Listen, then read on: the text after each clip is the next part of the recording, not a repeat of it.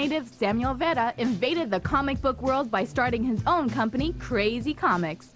From early on, illustrating came naturally for Vera. And here to share his sci-fi adventure series with us, Samuel Vera with There's an Alien in My Toilet. Hello. How are you? Good, how are you? Pretty good, Thanks for coming in. Thank you. This is so exciting. At the Kids Comic Conference. As publishers, need to make certain that we have something for everybody. Very much. And tell me about this little green guy. This is kind of your signature character, right? Yes, there's an alien in my toilet. My name is Samuel Vera, and I'm the creator, writer, and artist of There's an Alien in My Toilet. Your little thing with Santa Claus and aliens invading Earth and deciding Santa Claus is the guy that got to go after would make a wonderful animated series. There's an Alien in My Toilet, which is my newest project, which is a comedy series in all ages, comedy adventures.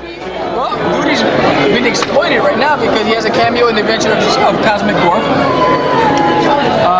He's in Doodie's adventures, he's in There's an Alien in My Toilet, he's in Hi, I'm Doodie from Uranus, he's all over the place. It's all about Doodie right now.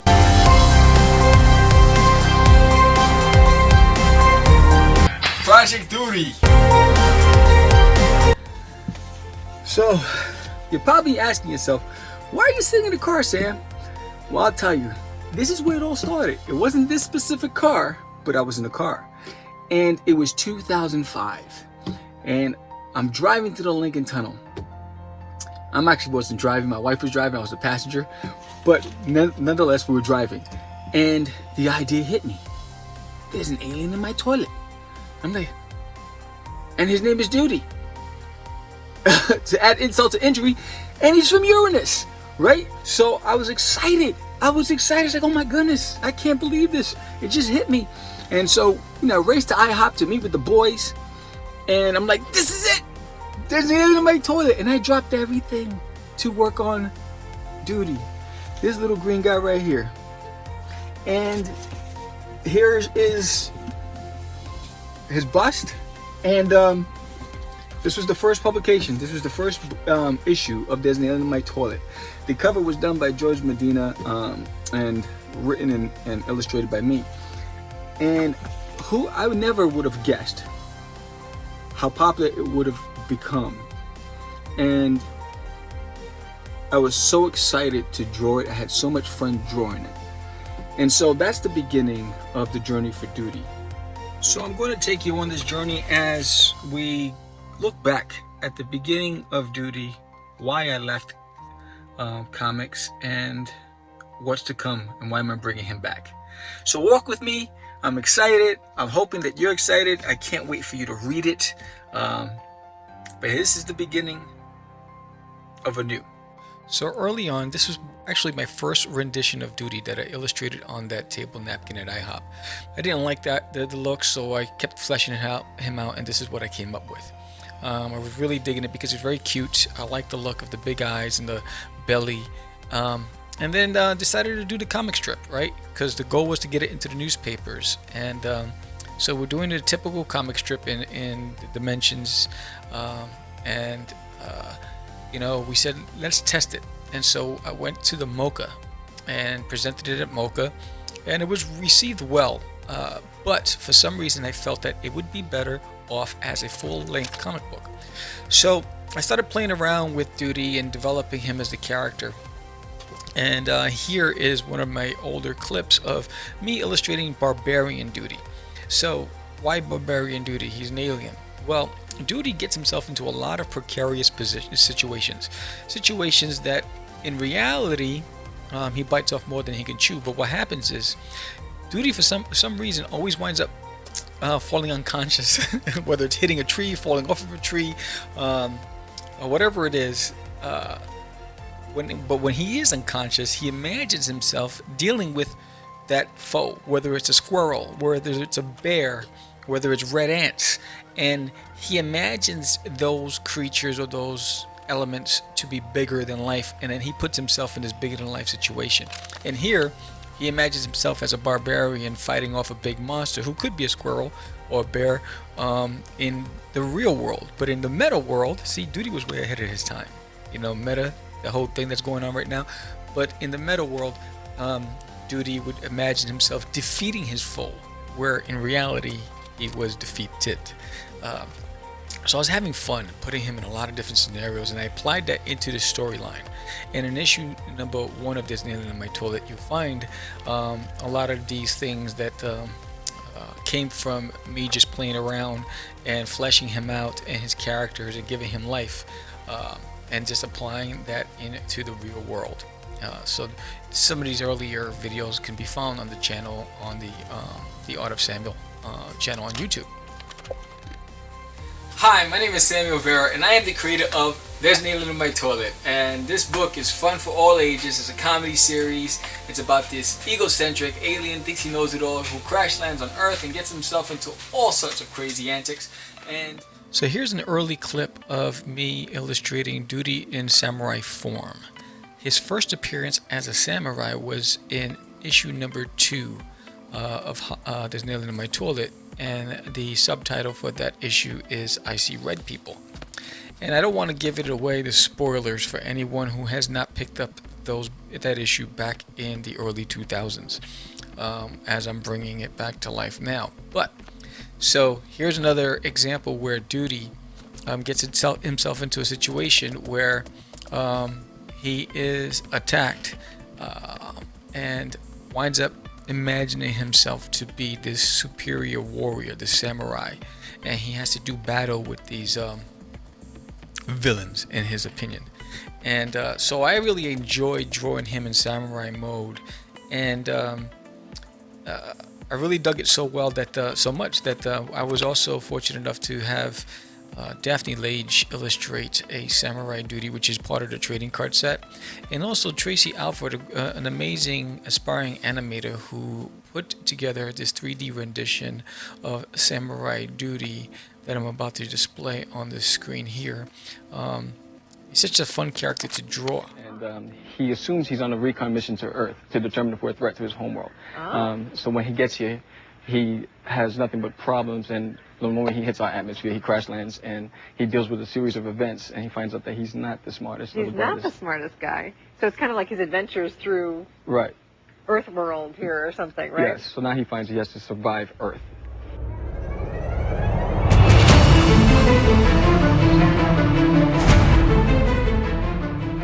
Here's an earlier clip of me illustrating the diabolical egomaniac overlord nemesis Poo-Poo, Doodie's nemesis in Doodie's Adventures, which is a young reader's book. This design and look was influenced by David Keeles, who illustrated a piece for me for There's an Alien in My Toilet. I liked the look so much that I made him Doodie's arch nemesis Poo-Poo. Had so much fun drawing it. You can get that young reader's book on the website now. Tell me about this little green guy. This is kind of your signature character, right? Yes, There's an Alien in My Toilet. I debuted it at License Expo, and been on a lot of magazines, and it was one of the property highlights of the expo, and it's my premier brand right now. And he actually cameos in a lot of different books, and so I have Doodie's Adventures as him as a child in his home world growing up, and then there's an Alien in My Toilet, which is It's where also an alien meets. And at Comic-Con, you're over at booth S09.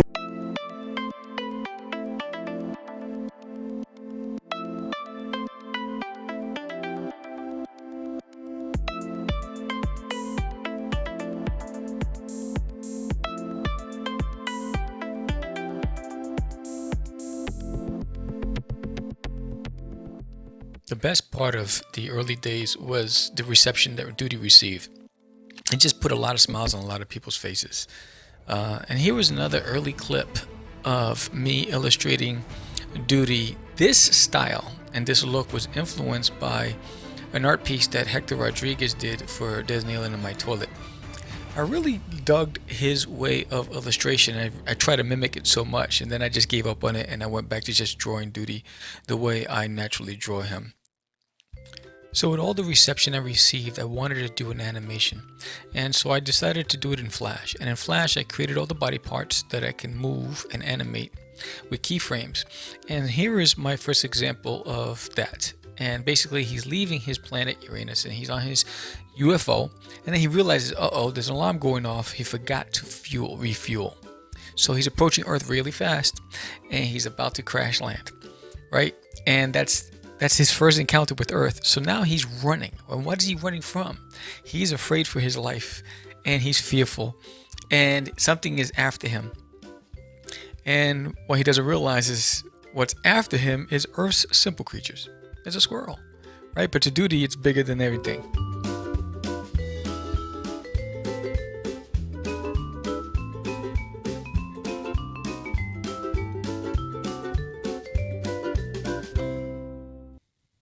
So here's another of a series of videos that I did early on in the early 2000s, 2006, 2007 on YouTube.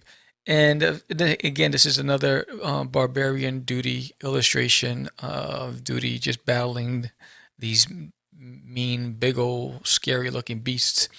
And so I was basically trying to build an audience. You know, we went to a lot of conventions, about 14 conventions a year. Doodie was getting a lot of press.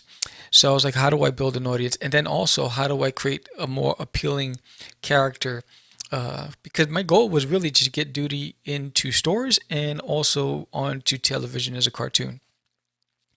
And so the more that I saw interest in Doodie, the more I would brainstorm. And then during those brainstorming sessions, I ran into a buddy of mine. We went to school together, and we both took animation courses.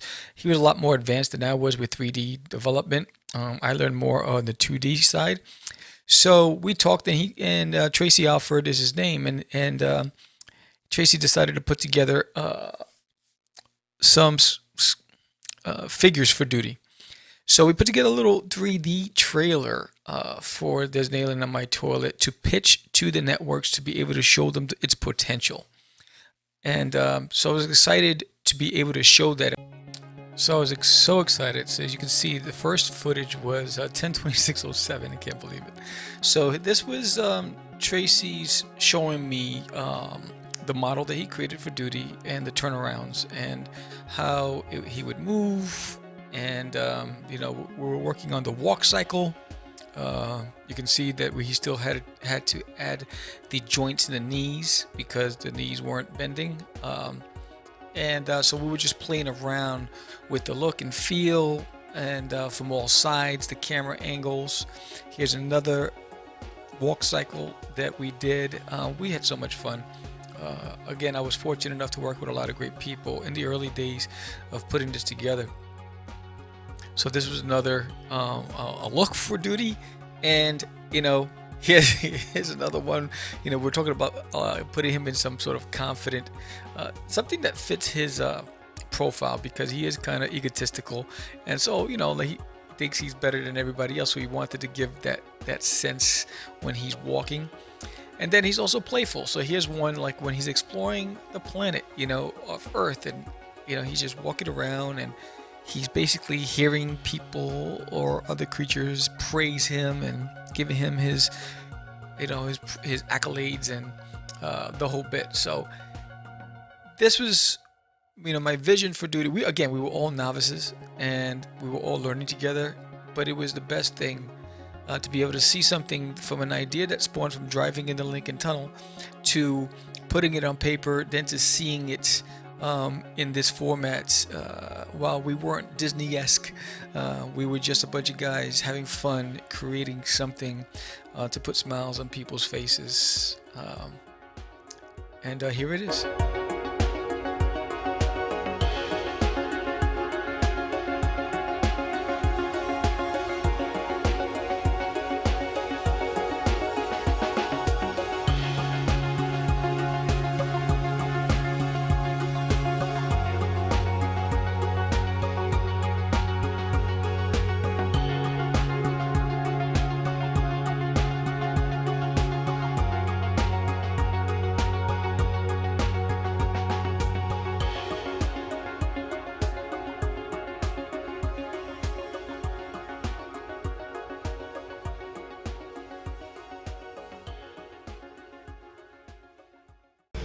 There's an Alien in My Toilet, a complete cartoon. I'm waiting for, you know, to watch it on 10:30 after Teenage Mutant Ninja Turtles. Thank you. I mean, really, because Doodie has grown into having that type of, he's got a personality. And just to let the listeners know, Doodie is the name of the character. He's from the planet Uranus. So you can imagine, you would think that you can imagine which way the theme of it's going to go. And what's funny is that it's exactly opposite of what you would expect from the name Doodie and from Uranus. None of that ever comes up during it. It's not like South Park or anything like that that kind of stays towards that same genre that they present. And Doodie, though, thinks that he's this master race alien. And he just ends up coming across average earthly beings from, I don't know, from a bird to a squirrel to ants.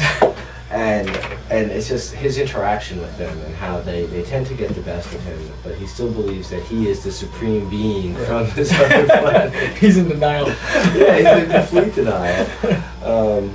And it kind of reminds me of the Wile E. Coyote Roadrunner type of comic, but where it's always a different, same old Roadrunner, same old Coyote, but different Roadrunner. Yeah.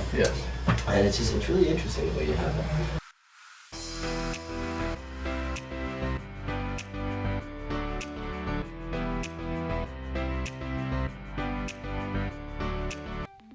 So in the height of There's an Alien in My Toilet, I mean, we were getting a lot of press, and had a local newspaper come to my home, take photos, do a full interview of Doodie and me, and it was exciting. It was an exciting time. And I remember this was the San Diego Comic-Con 2009, my last appearance at San Diego Comic-Con, but it was the best show ever. So I'm excited about this one because we had a full page promo inside the events guide, and that's huge for San Diego Comic-Con. And there it is. So basically had the booth information, the critic reviews, what can fans get at the table, the times I'll be signing, all that stuff, and had a great time. I did more commissions at that show than I ever did, and sold out of everything that I had at supply as far as the books at that show. It was fun. We got a lot of press. That was actually my final big event before I walked away. And we also had an ad in the Wizard World magazine. So this was a paid-for ad, and basically was promoting the fact that we were going to be at San Diego Comic-Con, which helped draw a lot of attention to us at the event. So I was excited about that. It was one of the best investments I made. One of the things for me was just, you have to make the most noise, but no one's going to know that you exist. And this is Royalties Magazine, and this is distributed at Licensing Expo, which is a big expo. And there it is. There's that full page that we had, and that's 11 by 17 page in the Royalties Magazine. So all the thousands and thousands of attendees that go to that went to licensing got a copy of that. And that's how we got with Circle of Confusion Management Company, and that's how we got to talk to a lot of the networks when we were trying to pitch Doodie. And this here was my press kit. So I put together a media kit that basically every week, this physical copy plus samples of all my books, 5 packages went out every week to editors, agents, media reps, radio personalities. I mean, anybody and everybody that had a voice or who had the ability to help push Doodie forward, I mailed it to. I did a lot of research, spent a lot of my hard-earned money because I was working full-time, married, working full-time, and 25% of my earnings was going towards funding Crazy Comics and doing this. And so, a lot of that investment paid off at the time because we did get a lot of press, and we did get a lot of recognition, and we really came close. We came close to an animation deal. I think when that fell through and a few other things happened, I think that was one of the reasons why I needed to take a break from comics. And right when Doodie was close to that tipping point, I walked away. But this press kit contained all of the books that I've created. You see, that's Mandy Pandy. That was illustrated by Hector Rodriguez, and that's Cosmic Wars. That was my first book ever produced. 2005 at the Big Apple Comic Con, I released it there.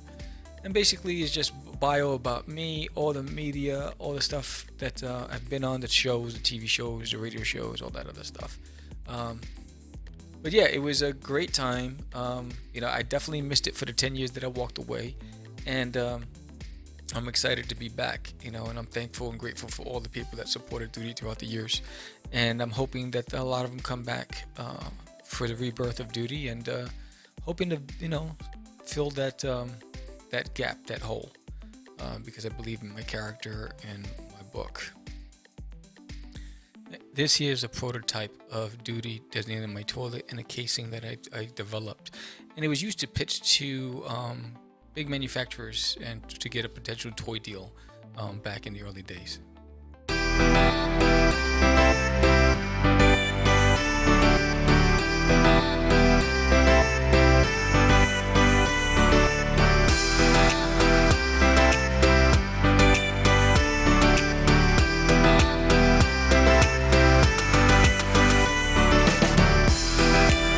It is the Pittsburgh Comic-Con at the Monroeville Expo Mart. It's actually a little bit more than just comic books and their writers. The Comic-Con also features movies and gaming, plus Star Wars fans. You can get up close with Chewbacca. Yeah, the real guy that played Chewbacca is going to be there. I don't know what he looks like now, but bring a comb. Independent comic publisher Samuel Vera explains his new series, There's an Alien in My Toilet. It's a comic book series. It's about a character named Doodie, and he's sent to Earth on a recon mission to determine if we're a threat to his homeworld. And it's a sci-fi all-ages comedy series. He's too hot-headed and he thinks he knows it all, so when he gets here, no matter what circumstances he's in or whatever trouble he gets himself into, he will not admit defeat, and he will continue to move forward. There's an Alien in My Toilet is one of them, and the other one is Forbidden. And Alien in My Toilet is just a twisted comic books. I love this thing, and I gotta do more with this. So this is what, a little independent comic book just company? Just a little independent comic book company. I sat down and read them this morning really quick, and good stuff. Really nice art, really nice animation, good storylines. They're funny, they're humorous. Well, at least Alien in My Toilet is. Forbidden just seems to be a really cool fantasy story. Very Lord of the Ring-ish. Now, I'm type. surprised that you think Alien in My Toilet's funny. I was expecting like a love story of that title. No. It's you can take a look at it. It's kind of Teenage Mutant Ninja Turtle without the shell. Got it. Yeah, he doesn't look like a very nice alien, which is inside of the toilet. So, anyhow, funny stuff? It's funny stuff. It's very clever. It's really well written. It's got some good humor everybody will pick up on. Wow, it was such a wonderful ride, the early years of bringing Doodie to life. And after leaving comics for over 10 years, I finally made my announcement and to come back in 2019. And that announcement was made on Mark Torres's It Came From the Radio show. And I set up my studio, and it just became a museum for a year. And I looked at my wife and I said, all right, look, I have this itch. I have to scratch it. And, she said, go for it. And so now I had to go back in and learn the game all over again. This wonderful piece was gifted to me by none other than Tracy Alford. When I decided to return to comics, Tracy surprised me with this amazing rendition of There's an Alien in My Toilet, and basically it's Doodie. It continues where he left off, because Tracy's original animation had Doodie coming to Earth, and crash landing. This basically is now him getting into the home where the Chihuahua Herman is waiting for him, and they make their first encounter. So I'm excited, humbled by this entire experience. So fortunate to have created a character that people appreciate, all walks of life, and I'm hoping that you join me on the journey to bringing Doodie back. Thank you for watching this first part in a docuseries on the story of There's an Alien in My Toilet. Join me next week for the follow-up edition of the story of There's an Alien in My Toilet, and thank you for helping me bring Doodie back to life. And I hope that you enjoy it as much as I enjoy writing him, drawing him, and creating him. Have a great day. If I knew then what I knew now, I would never we'd probably be as big as Joe Rogan. But we walked away. I didn't even realize. All right, now we're cooking with grease. Ray, the interview's over, man. Come on. Yeah, it's over.